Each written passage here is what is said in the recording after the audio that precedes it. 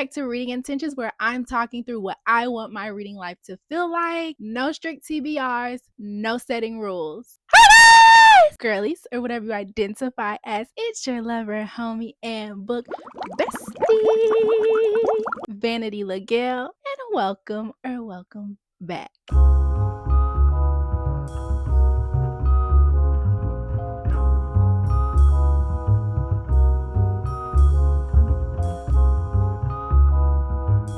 In this video, I'm going to be sharing a backlist of books that I am intentionally making time for in 2026. This includes books that are on my physical shelf and also on my Goodreads TBR that I finally feel ready to prioritize in 2026. To avoid spoilers, I'm going to give a 1 to 2 sentence summary on each book. And to keep this intentional, y'all know, to keep this intentional, I'm going to choose, don't say it. Limiting a reader. I'm only choosing 3 from my physical and 3 from my Goodreads TBR to be read list, if you don't know what that means. Which is actually so much harder than it sounds. So we're gonna go over a couple of things here. Why it's on my backlist, why do I feel like I'm ready to read it in 2026, spoiler-free summary, 1 or 2 sentences, and how I plan to read it. And if you're new here, I said this at the beginning of the series, if it looks like I'm looking down, it's because, again, this is intentional. I have my notes, I have a whole grid, planned this out for y'all. My physicals. Let's go over the physical first. So this one is on my backlist because it kind of reminded me of Slay by Brittany Morris. As far as the synopsis, I don't know if it's actually like that for real, but the synopsis reminded me of that, and that is like one of my all-time favorite books, or one of my only 6-star rated books, which is not a lot of them. And then I also feel like this is the right time because I feel like I can experience it now without all the pressure of the hype. This book had so much hype around it, and I just want to have my own reading experience and form it. Like, I'm kind of like that when it comes to books. Like, if it's too hype, and I didn't find it before the hype, I'll wait to read it until the hype dies down, y'all. Attention span is fried. Diced, fried, cooked, whatever y'all want to call it, that y'all moved on. So, and this one just constantly catches my eye, but I never open it. The book is Tomorrow. 2 childhood friends reconnect in their early 20s and turn a shared love of games into a creative partnership that unexpectedly blows up, shaping their lives for decades. Spanning 30 years from Massachusetts to California, the novel explores friendship, romance, ambition, and how success can complicate the deepest human connections. I don't have a timeline for this one. This one is just vibes. Again, I'm a mood reader, so just vibes. When I want to have a silly, goofy time, probably it would sound super. Oh my gosh, y'all, my heart just dropped. I thought I wasn't recording. Woo! So yeah, that's that one. Next, this one is the most sold book of 2024. This one is on my backlist because I was scared to be an emotional wreck. But 2026 feels like the perfect time because I'm a big girl now and I'm ready for more emotional, gut-wrenching reads, because reading doesn't always have to make you feel comfortable. It's actually good for you to feel uncomfortable sometimes. That's the point of reading. Reading is an experience that you can have without going out and putting yourself in certain predicaments and things like that, but it's something that you can experience and it still stretch you, and you don't have to be the one actually experiencing it, if that makes sense. So that is The Women by Kristen Hanna. The Women follows a young nursing student who joins the Army Nurse Corps during the Vietnam War and is thrust into the chaos, danger, and emotional intensity of wartime service. The novel highlights the overlooked experiences of women in war, the deep bonds formed under pressure, and the difficult reality of returning home to a divided America. This one I feel like I'm going to read sooner than later. Again, I am on like my historical fiction kind of kick, and so I feel like this one will be sooner than later. I feel like this one will be like a story that when I want to get lost in a story, I feel like that's what, when I want to feel something. Sometimes you just want to feel something. So when I want to feel something and get lost in a story, that's what that book will be good for. So the third book on my physical TBR of Backlist books, this one is honestly on my backlist because this was when I was building my reading, if that makes sense. Like, this is when I was first discovering what I like to read, who I was as a reader, and things like that. And this author and this book was huge on BookTok, okay? So when I first started reading, I was one of those people, that I didn't get books just because they were hyped. I did have to have a genuine interest in them, but I did pick up hype books based on what I was interested in because I was just like, what do I like to read? I'm very academic focused, so reading fiction was just very new to me. So this one was just all over BookTok, and I'm ready for it in 2026 because the hype has died down. I still have not read anything by this author. I actually have 2 books, I believe, by this author, and the hype has been over. So I can't use that excuse anymore because I kind of was like, maybe I'm not into that. And it's a thriller, and I had a really huge thriller kick when I first got into reading, and then that died down, and the genres that I'm really heavy into kind of changed, and now I'm like a little more interested in thriller. I feel like when I stopped watching a lot of true crime, fatal attraction, like all that stuff, I stopped reading thriller too. I don't know. So that book is going to be The Paris Apartment by Lucy Foley. Jess is broke, alone, and in need of a fresh start, so she shows up unannounced at her half-brother apartment in Paris. Imagine that. That's nice. Only to find him missing and living in a place that raises more questions than answers. As she stays longer and digs into his disappearance, it becomes clear that everyone in the building is hiding something.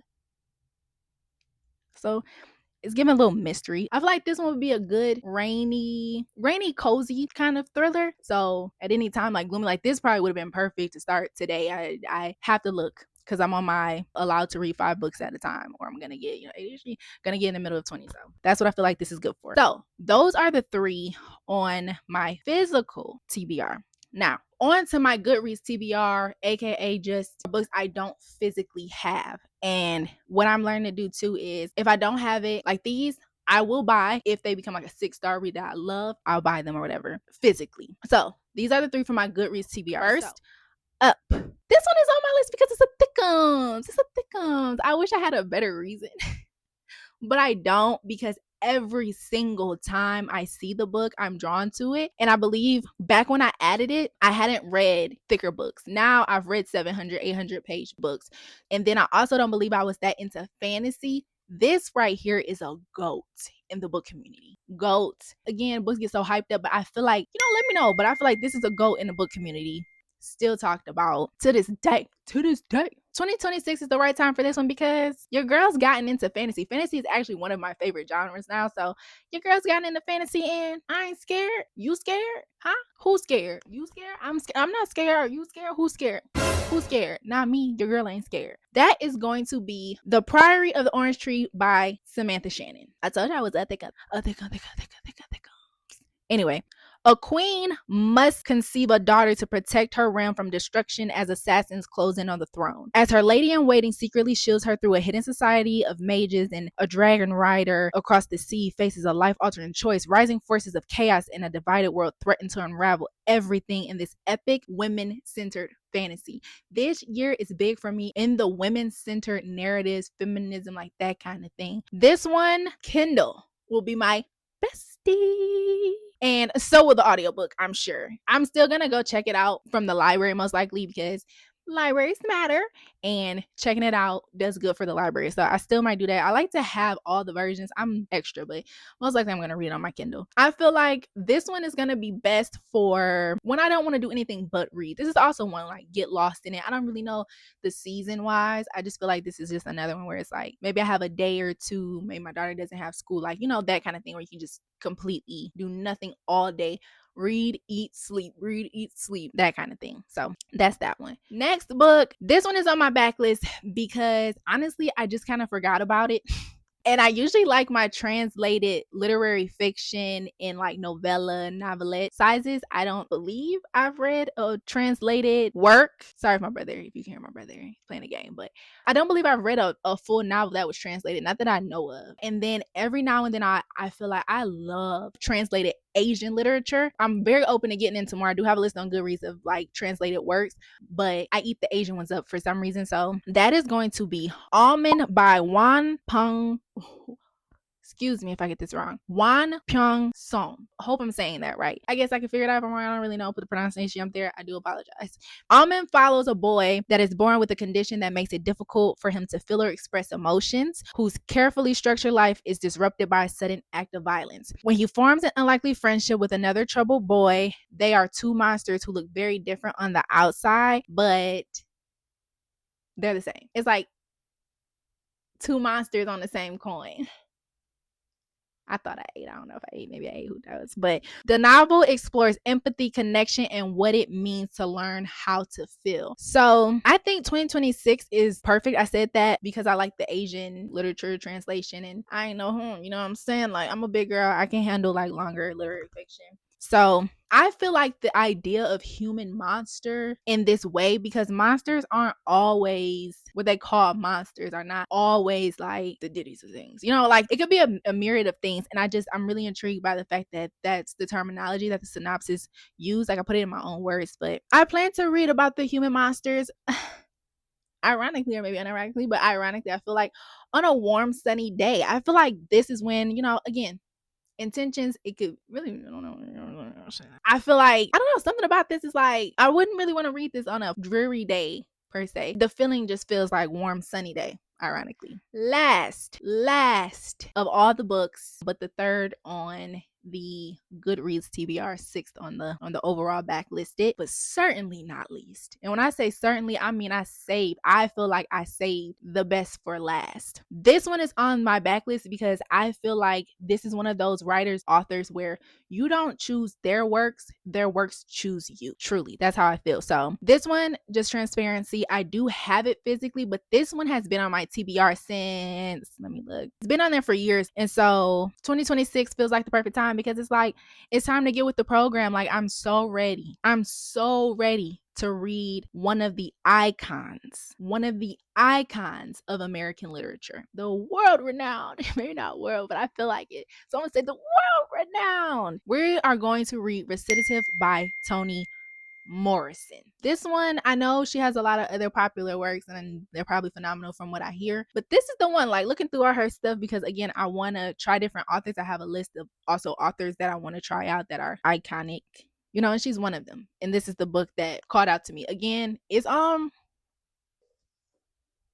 right, it's very short, nice book. Recitative is Toni Morrison's only short story following two women who meet as children, lose touch, and repeatedly cross paths throughout their lives, often finding themselves on opposite sides of social and personal conflicts. By deliberately leaving their race ambiguous, the story examines how identity, memory, and perception shape relationships and what keeps people connected or divided over time. I plan to read this one when I need something short, a little mystery, a little impact, because that whole keeping the race ambiguous the whole time is pretty wonderful. That cover is not the cover that I'm looking at. I like this cover because it shows exactly what the story is about, the half white, half black. So those are the backlist books that I'm intentionally carrying into 2026. Emphasis on intentionally, not urgently. These aren't rules or deadlines. These are just books that I've kind of been circling for a while, and I just want to make space for them. If you read any of these, let me know your thoughts, or tell me which one you think I should start with. And if you're also trying to be intentional with your reading, you know, be intentional. Drop one backlist book. One. I'm only asking you for one. Can you do one? Drop one backlist book that you're finally ready to pick up. I've said enough. In the next reading intentions video, I'll be talking about comfort reads and palette cleansers for 2026. Thank you for hanging out with me. If you enjoyed the video, support the channel on my Ko-fi. Leave a like, subscribe, share with a bookish friend, or someone who keeps saying they want to read more. I'll see you in the next reading intentions video.